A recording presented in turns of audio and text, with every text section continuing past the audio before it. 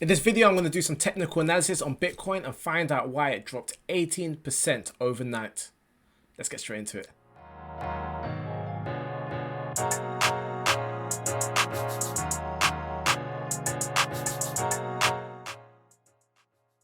Hi guys, Any, aka the Not Trader, your friendly neighborhood swing trader, back again with another video. Remember to hit that like button, hit that subscribe button, and hit that alert button to get alerts on all my latest videos. I've got Facebook, Twitter, and Instagram at the Not Trader on all social media platforms. And if you check that description section below, you'll see a link to my mailing list. It's been a while since I've done a Bitcoin video, so I thought let me just do one since there's a lot been going on right now. Bitcoin has dropped by 18% overnight. So last night Bitcoin was around the $10,000 mark, and now it's at around the $8,500 mark, and it looks like it's selling off some more, which means that it dropped at around midnight Saturday or Sunday midnight. It dropped 17% in a space of an hour, less than that, and it looks like it's going to fall some more right now as we speak. Let's do a deeper analysis as to why, well, not why, but what technicals have shown us about Bitcoin and how it's going to move.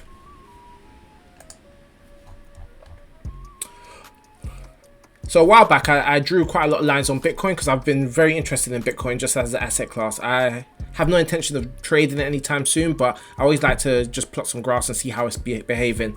And there's been this converging wedge that Bitcoin has been staying true to. The Bitcoin price has been staying true to since inception. Basically, it's been climbing. It reached all-time highs about around 20k in December 2017, sold off all the way back down to 3,000 around December 2018, January 2019, and climbed back up to about 14k, just under 14k in June of 2019. Now if you draw a line, a resistance line all the way down, you can see here that it nearly hit the resistance line again at about 10k, and I would have predicted that it wouldn't have hit that line just because people probably would have preemptively thought that the sell-off might happen again given that it's hit this line twice, and would have probably closed out their position before it hit that line.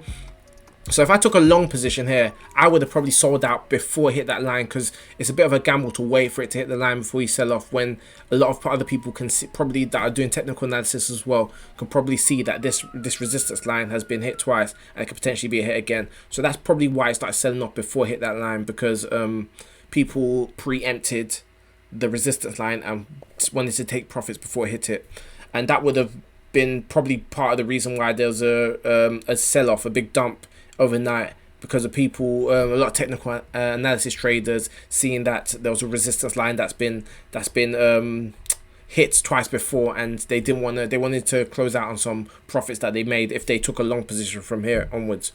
So we also have like the whole idea of reason number two, psychological resistance. Now, to really understand psychological resistance, you have to think about how the human dynamic works. People, a lot of the times, like to close out positions at round numbers. Why they do, I do not know, but that's kind of why shops sell things at $7.99 rather than £8, because just that number below makes it feel cheaper than what it is. And the same way, when people are making a profit, they normally try and close out their profits at round numbers. Not all the time, but that happens a lot. The same thing happened with Bitcoin. I actually said that about Bitcoin before it started selling off at 10k. Sorry, I didn't mean to say Bitcoin, I meant Tesla. The same thing happened with Tesla. Tesla sold off at 10k because people wanted to realize profits at round number. It's just the way human behavior is.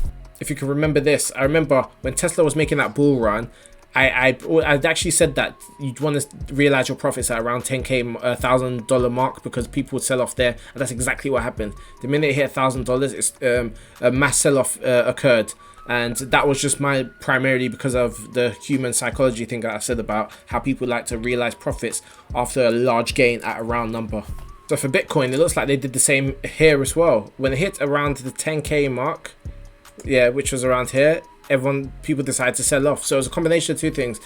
People probably trying to sell off at a round number, and also previous resistance line being approached. And that's from a technical analysis aspect. Obviously, there's lots of fundamentals that go into Bitcoin, and I'm not going to go into that because I don't really follow the crypto market that religiously to know all the ins and outs of things that are going on with it. But from a technical aspect, from a technical analysis aspect, it made sense for it to sell off around that point for the two reasons that I've explained.